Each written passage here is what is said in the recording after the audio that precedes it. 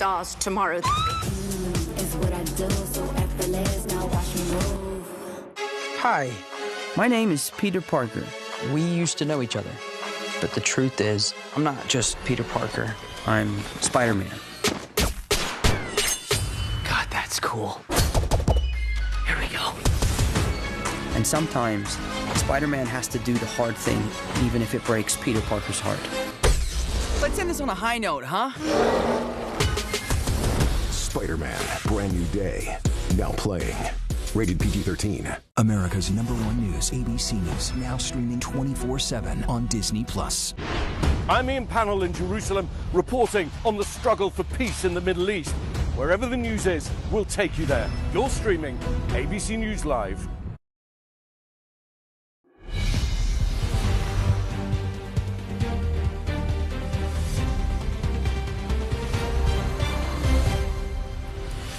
Good evening, everyone. I'm Linsey Davis. Thanks so much for streaming with us. We begin an ABC News Live special, Your Voice, Your Vote 2026, the midterms. Voters took to the polls in 5 states today: Virginia, Michigan, Missouri, Kansas, and Washington. Results are starting to steadily come in. We are just 3 months out from the midterm elections. We have our ABC News political powerhouse team to break it all down. Jonathan Karl, Rick Klein, Avery Harper, and Jay O'Brien on the ground there in Michigan. Want to kick it off to you because since we last talked, Rick, a lot has changed. Only 35% of the vote in, but we're starting to really see it tighten up, the race between El Sayed and Stevens. A significant tightening, and a lot of it has to do with vote that we've seen coming out of Wayne County. That is Detroit and Dearborn. So it's potentially a base for both candidates. The black vote is huge in Detroit. The Muslim vote, huge in Dearborn. A lot of this is the early vote. And Stevens so far is racking up an enormous lead. Now, it's very unlikely, to my mind, that she's able to keep up that kind of a margin, like a 2-to-1 margin in Wayne County. If she does, she's going to win this race. But if she doesn't, we're talking about a little bit more of a dogfight. We've seen as the night has gone on, I think one of the big stories is that Stevens held her ground in her home base, Oakland County. That's a lot of the wealthier suburbs like Flint, like Pontiac, like Royal Oak. But we saw El Sayed do way better than that in his home county, the liberal base around Ann Arbor and the University of Michigan. I do want to take a look quickly at the early vote that we've seen so far to show a little bit of the story right here. Even though El Sayed is winning by 15,000 votes, that's the early vote. That's a 30,000 vote edge for Stevens. So that means that's like traditional organizing that brings people out in the ways that you traditionally win a campaign. Now, does it always work? You don't know that. And that's where some of the surprises are coming in tonight. But as the numbers have come in, for the most part, we're seeing El Sayed hit his numbers in the big places. Grand Rapids, Kent County, another one where he's netting about 15,000 votes. That should be better for Haley Stevens, but this is still a very close race, and it is going to come down, as always, to Wayne County, to Detroit, with only less than a quarter of the vote in. It's too early to tell who's going to come out on top. But record turnout so far? It's looking like we're on track, as Avery has been reporting as well. We saw early vote reach records, and it does look like we're on track to set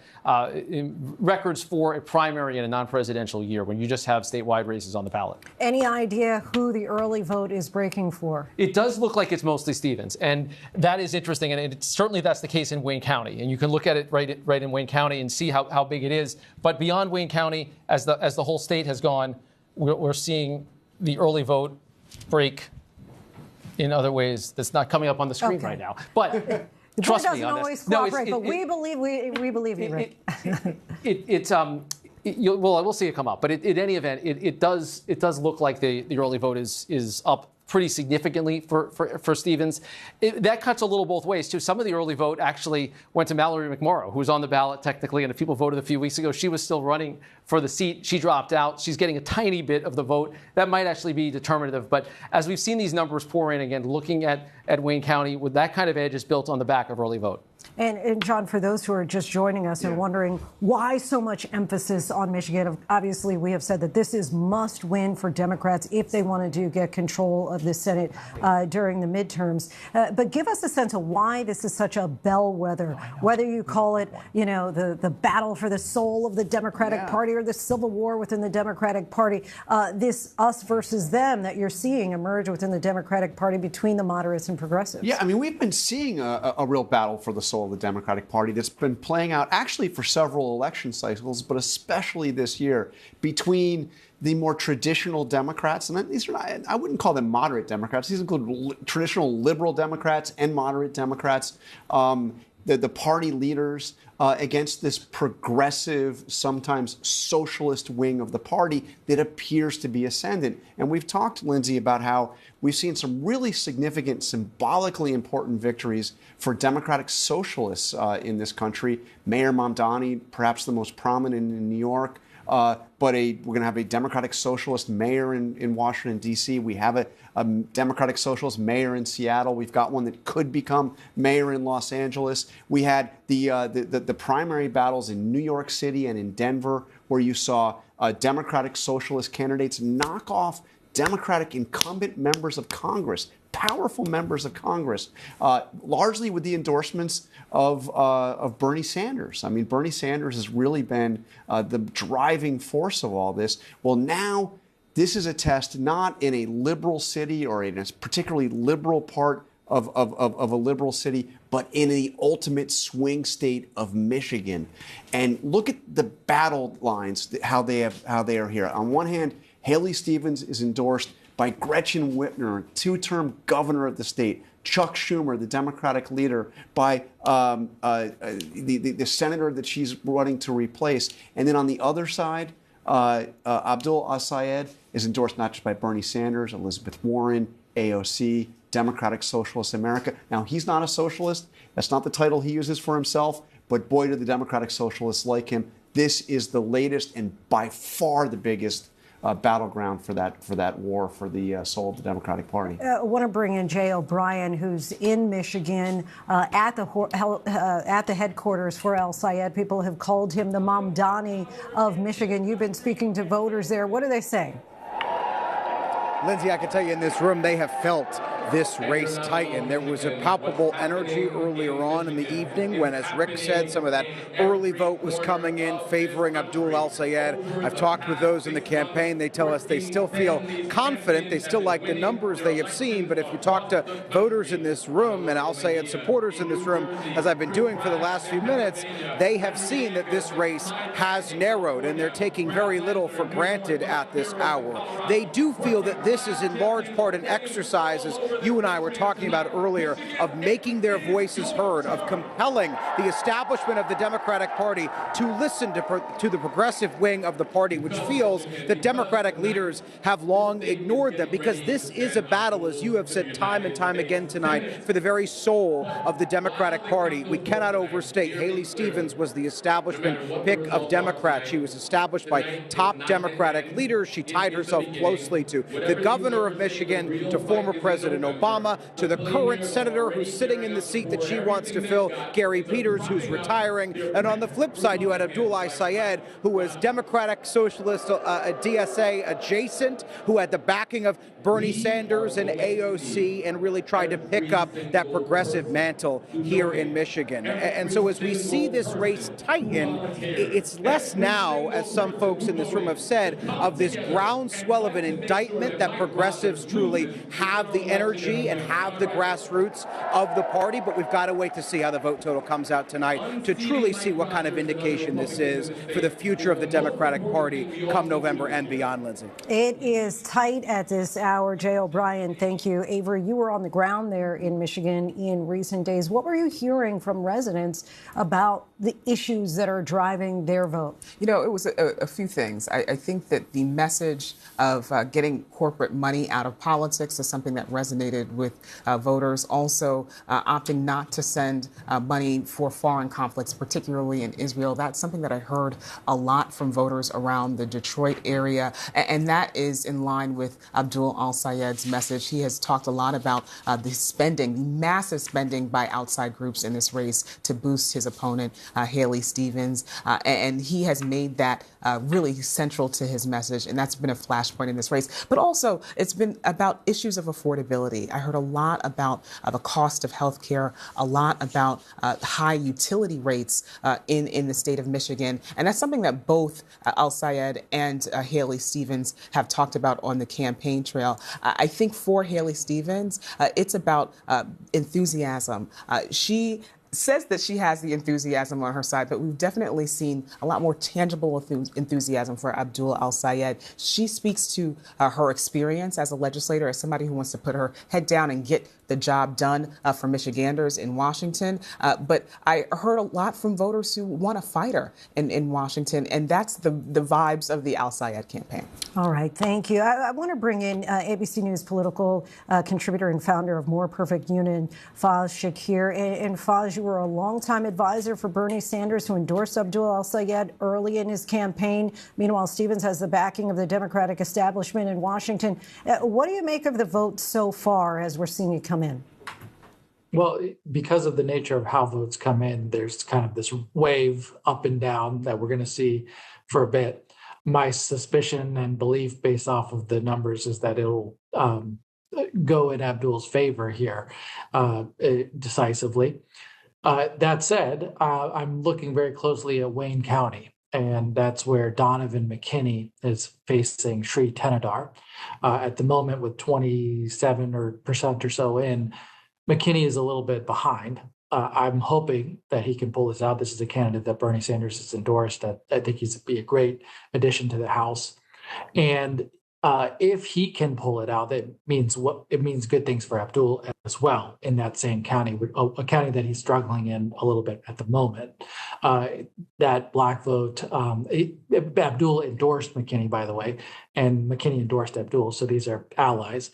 And so I suspect that some of McKinney's ability to win this district, knock on wood, will also help Abdul. I want to go back to the Senate race here with al-Sayed. He was vastly outspent with outside money heavily favoring Stevens. But as of right now, he's ahead in the vote count. What impact did the flood of outside money have on this race? Well, for a lot of voters who are, let's say, low information voters, you're not following politics every day. You're a working class person. There's other things going on in your life. And you may not be paying all that much attention. You get flooded with tons and tons of TV ads. And if you looked at the specific TV ads that AIPAC was spending upwards of $50 to $60 million to run, those ads were saying Abdul al-Sayed said a mean thing about Michelle Obama. Haley Stevens was endorsed by Barack Obama. Not quite true, but they at least led you to believe that that was the case. So for a lot of low information voters, you flood the airways with this. And I bet near every Michigander has seen some of those ads and has seen the words Obama, Michelle, or Barack Obama suggesting that they are for Haley Stevens. And so what that ends up doing over, a course of election cycle, you can see the difference. It helps move some people who aren't following these races as closely as you and I are, Linsey, and it moves them towards to Haley. And that's what happens when you have that much amount of money trying to buy an election. How much would you say that the war in Iran has played a role in this race?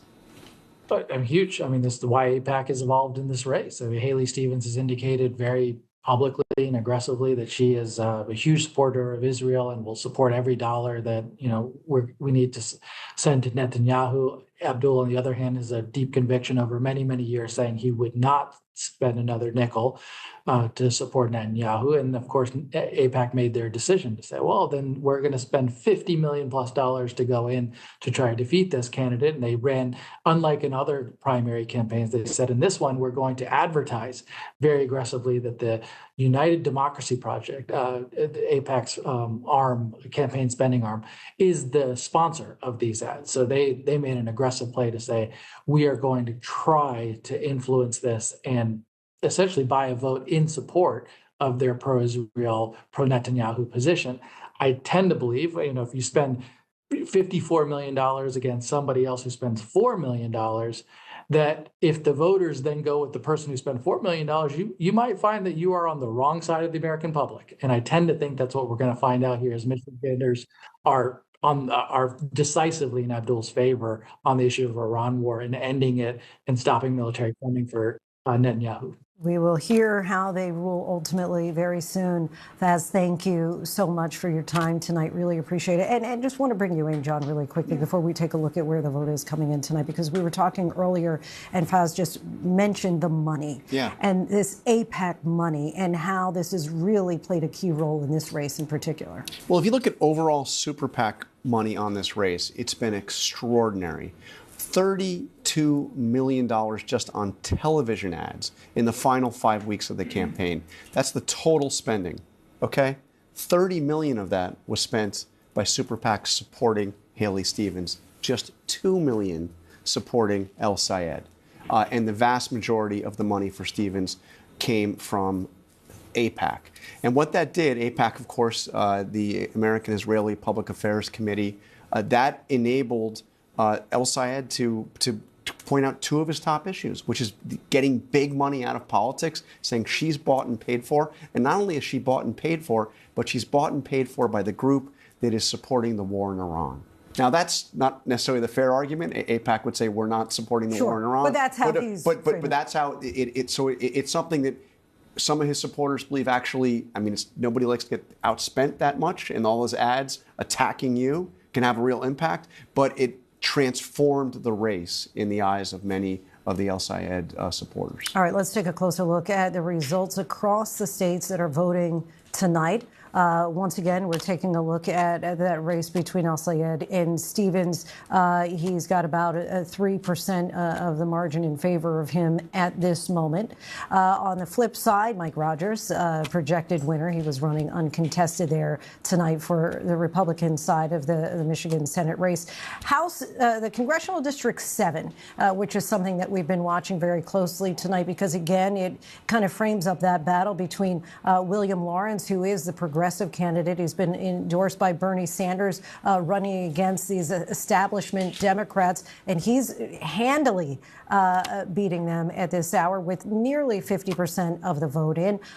Congressional District 13, again, that's where we're only 27% of the vote, but McKinney down by 8%, roughly 8% of the vote there. And so we are keeping a close eye on that race. Jocelyn Benson, projected winner on the Democratic side for the gubernatorial race there in Michigan. And on the Republican side, we have yet to project there, only 30% of the vote in, but James handily beating Johnson at this time. Wesley Bell, this was a bit of a surprise. He's a projected winner in Congressional District 1 in Missouri, where he was going up against Cori Bush. Of course, he was able to oust her the last time around, but many thought that she might have a little bit more energy tonight. Emmanuel Cleaver, who we spoke to earlier, going to turn 82 years old in October, but he said he doesn't look like he's 80, he doesn't act like he's 80. ABC News is projecting him as a winner for Congressional District number 5. And on the Republican side, you see Rick Bratton, the projected winner on the Republican side in that district. And I want to go back to you, Rick. We were talking earlier. Actually, I'm sorry, we're going to bring in our former advisor to President Trump, Danielle Alvarez. Danielle, thank you so much for staying with us tonight. And we're seeing the results from the Michigan Senate primary continue to come in. What do you imagine that Mike Rogers' campaign is thinking watching these numbers? Well, if I'm Mike Rogers' campaign, I am certainly hoping that the progressive Democrat wins. I think, again, it's probably a more favorable matchup when you look at the makeup of the electorate in a Democrat primary versus the makeup of the electorate in a general. Those two just don't coincide. You've got to be able to win moderate voters, independent voters, and that just becomes very difficult, again, for these very progressive candidates that are winning in this civil war happening within the party. That is, you're seeing it play out in New York. You're seeing a lot of those Chuck Schumer and establishment candidates lose. And it's very upsetting, of course, for those establishment Democrats, but it is a great opportunity for Republicans, especially in a state like Michigan, where Democrats have to hold that Senate seat if they want to capture the majority. President Trump has said that Rogers is one of the best candidates we have anywhere. What would you say to critics who claim that he's loyal to Trump and national GOP politics rather than the interests of Michigan voters? Well, I think that Rogers is an incredible candidate, of course. He served in the United States Army and served bravely in our military.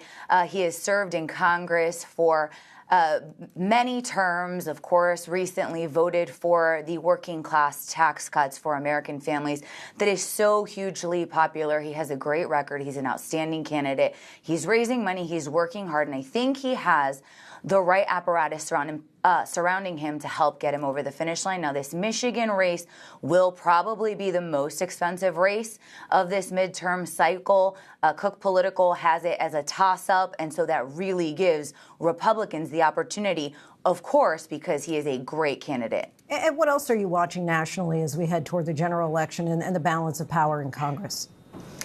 You know, I'm really paying attention. First of all, you know, the idea of swing elections is no longer realistic mathematically.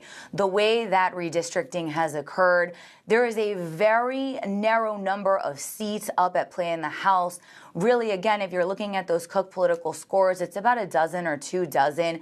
And so these races will be won on the margins. And so you'll have operatives and experts in each party really narrowing things down. The thing that I'm looking at for Republicans, of course, is the cash on hand that they have. The president very famously talking about his billion-dollar war chest. The Republican National Committee recently announcing that they have $130 million cash on hand. Of course, that's very important with the coordinating limits that have come down. It allows the parties to coordinate with the campaigns in ways that has not been allowed in previous cycles. You know, there is a lot at play and a lot of new things that will determine the outcome. So I think that this is going to be a cycle unlike ones that we have seen in the past. It's going to be a very expensive cycle. It's going to be one on the margins. There's a very narrow path to victory in the House, of course, in the Senate as well. And so I'm really looking to see at what those committees, those campaigns, and certainly the president's spending looks like heading into the general. All right, Danielle Alvarez, thank you. And I believe that ABC News does have a new projection to make.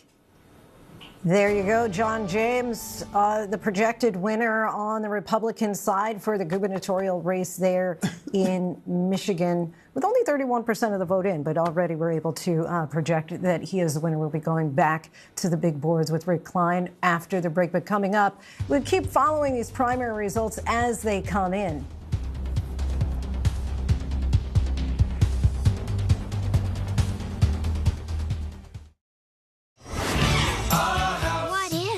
Place. It's amazing. How the hell are you supposed to break into this place? Unleash. When I say jump, jerks, you jerks jump. The mayhem. I'm in. Plan is, when they use the blender, we move. What do you think, Linda? Should we do it? Showtime. Hey, this is actually kind of fun. We could just make this our house. Hulu Animation, your animation destination. In the middle of our street. My friends and I were young and rich. We had it all. I totally agree.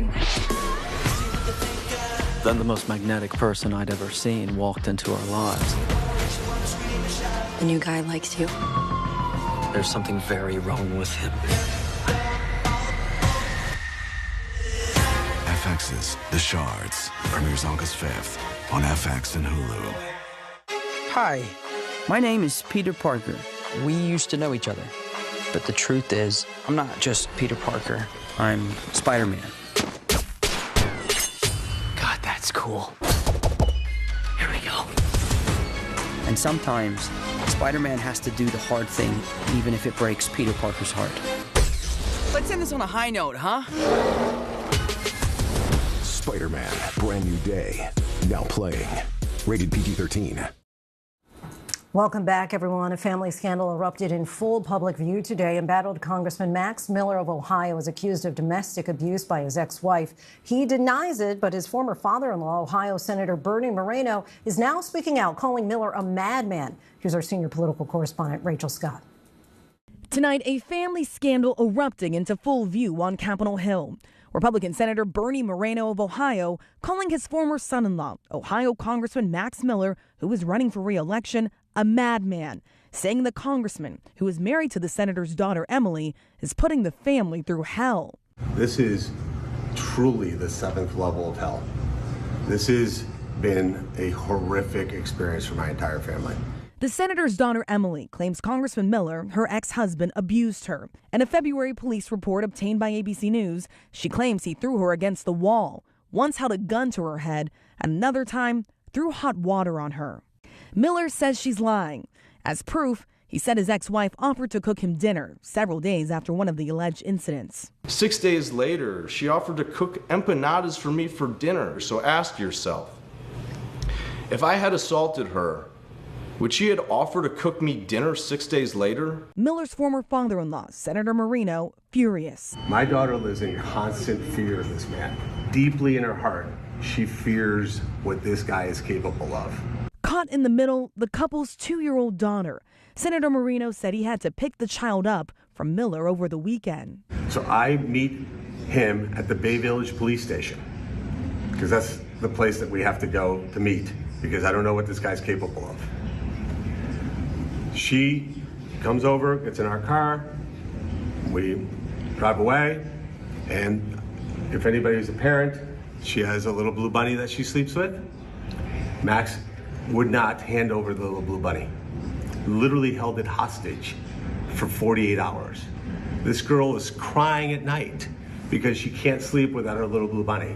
His answer is, I'm just not going to give it to you. So finally yesterday, Sunday, Monday, Tuesday, yesterday, he lets the little blue bunny go. This is the level of total and complete depravity. Miller is also accused of physically abusing his daughter. I have never abused our daughter. Miller says his daughter was hurt by employees at her daycare. The local Department of Children and Family Services did not find evidence to substantiate allegations of child abuse against him. Senator Marino says Congressman Miller is not fit for office. But tonight, Miller's saying he's not going anywhere. So for no second am I going to sit here and continue to be debased by false and baseless allegations and be pushed out of a seat I have worked so hard to represent and done a terrific job for our community. Rachel Scott joins us now from the Capitol. And Rachel, just to explain the timeline here, when does Miller need to change his mind, drop out, or resign?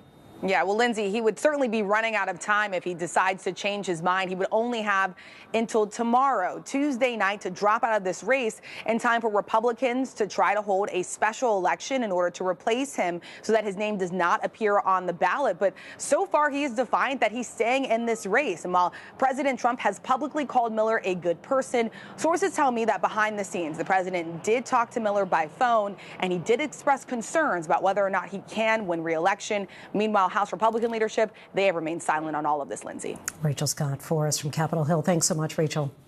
Signs of progress tonight in negotiations between the U.S. and Iran, 24 hours after President Trump said he was giving Tehran a last chance. An Iranian spokesperson is now saying talks to reopen the Strait of Hormuz have been positive. That news is already affecting oil and gas prices. Here's ABC's Matt Rivers. Tonight, stocks surging to record highs on Wall Street and oil prices plunging, based on hope that 6 months into the war with Iran, some sort of agreement is close to reopen the critical Strait of Hormuz. Details of any possible deal remain unclear, but the Dow soaring 900 points, closing above 54,000 for the first time ever. The price of U.S. oil dropping below $80 after the Trump administration signaled a deal may be close. There's been progress made in those talks, but not finality yet. We're hoping that will happen very shortly. Treasury Secretary Scott Bessent today offering this timeline. We may have a deal today or tomorrow to open the strait. Iran today saying they are only negotiating with Oman about control over the Strait of Hormuz, claiming talks were positive. Iran has repeatedly said it will keep control over the strait, which was open free to international traffic before the war, and they have said they might charge fees. President Trump warned this is Iran's last chance to make a deal, insisting the strait will not be tolled. We're not talking about charging at all. There won't be charging. Our thanks to Matt Rivers. And coming up, voters headed to the polls in 5 states today. Our politics team will keep following these primary results as they come in. Should we introduce you first? Most people know me from Vanderpump Rules, but I'm a mom, a wife, a podcaster. I'm traumatized by reality TV, but I can't stay away from it. It's like if they're not on your payroll, they don't get to be in your life. Am I here to ice anyone out? When you said that, Don't cut me off. I showed up for you. This time I get to do it on my terms. What could go wrong? House of Stassi, now streaming on Hulu. Now more than ever, America needs a laugh. This guy's kind of cute. Hey, little guy. Idiots. This Friday, these troopers This is the second time you've tried to kill Farva in a week. are reporting for duty. No new info on the guy who did it. Oh, so it couldn't have been a woman? Sexist. Not sexist. Women can be criminals. You ever see Ocean's 8? Enough. Super Troopers 3, rated R. Only in theaters Friday. Friday night, Pamela Smart, the infamous case that had everyone talking. It has sex, betrayal, and most importantly, murder. A beautiful 22-year-old woman having an affair with a 16-year-old boy. She told him that the only way we can be together is if you kill my husband. And now, after 36 years in prison and a dramatic plea for a last chance at freedom, her emotional, stunning admission. 2020, Friday night on ABC and stream on Disney Plus and Hulu. You've never seen anything like this before. Here it is. I mean, that's incredible. This place is going to astonish you. What is that? Oh my gosh. America's most beautiful natural wonders. Wow! This is breathtaking. Whoa, that is pretty amazing. ABC News and Nat Geo. This is extraordinary. In search of 7 Natural Wonders of America, now streaming on Disney Plus and Hulu.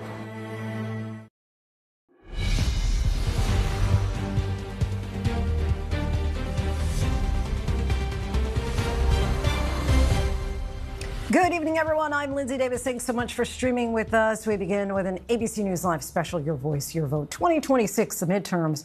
Voters took to the polls in 5 states today: Virginia, Michigan, Missouri, Kansas, and Washington. Results are coming in. Let's take a look so far. 41% of the vote in that make or break, especially for the Democrats, if there is any hope of getting control of the Senate come November. Look, you have El Sayed just leading by, about 3%? Over Haley Stevens, still relatively neck and neck there. And take a look at the next board. Projected winner there, Mike Rogers. Of course, he was running uncontested on the Republican side for the Senate race in Michigan.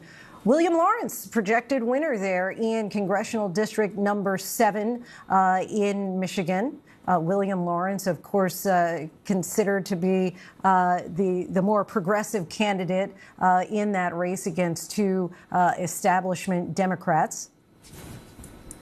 And Tom Barrett, projected winner on the Republican side for the Congressional District 7 in Michigan. We're not looking at it. Okay, I was just making sure we didn't have any more boards there. And we are just 3 months out from the midterm elections. We have our ABC News political powerhouse team here tonight, still breaking it all down with us. Rick Klein and Avery Harper still joining us. Jay O'Brien on the ground there in Michigan. All right, so let's get back to where we started. 42% of the vote in Michigan. Tight. It seems like we keep, having this contractions throughout the night. Yeah, just as different parts of the state report the vote. A 20,000 vote edge right now for Abdul Al-Sayed. A lot of that is powered by his home base of support, Washtenaw County. That's Ann Arbor. That's the University of Michigan. That's where Al-Sayed lives. In fact, 20,000 votes is the edge in that county. So you can just account for his statewide margin just based on that one county. You contrast that a little bit with Oakland County, which is where Haley Stevens' base of support is. She's netting only about 6,200 votes out of that. And with most of that vote in, it's unlikely she gets much more. And we've seen Al-Sayed do very well out in Grand Rapids and Kent County as well. This is going to be the big one to watch as the night goes on. So far, Stevens with a big lead in Wayne County. That's Detroit and Dearborn, Michigan. Now, we should note that is mostly early vote. She has an edge in early vote across the state. So as the election day vote gets in, that edge in the county may be different, but that's where you've got the votes that are still outstanding. And there are plenty out there to make this continue to tighten as we see these numbers continue to roll in again, like that range of 15 to 20,000, 25,000 edge. It really isn't that much when you get into it. And of course, a major theme throughout the night that we came into the night really knowing would be the case of this battle for the soul of the Democratic Party, and that's bearing out not only in that race but also something that we've been watching in Congressional District 7. Yeah, you mentioned Will Lawrence. Now this is a district that has swung back and forth the last couple of election cycles. It's now represented by a Republican, Tom Barrett. I think he won by about 1 percentage point last time around. big prime pickup opportunity for Democrats, and they had in Bridget Brink and Matt Masdam, two just dynamic and tremendously resumed candidates.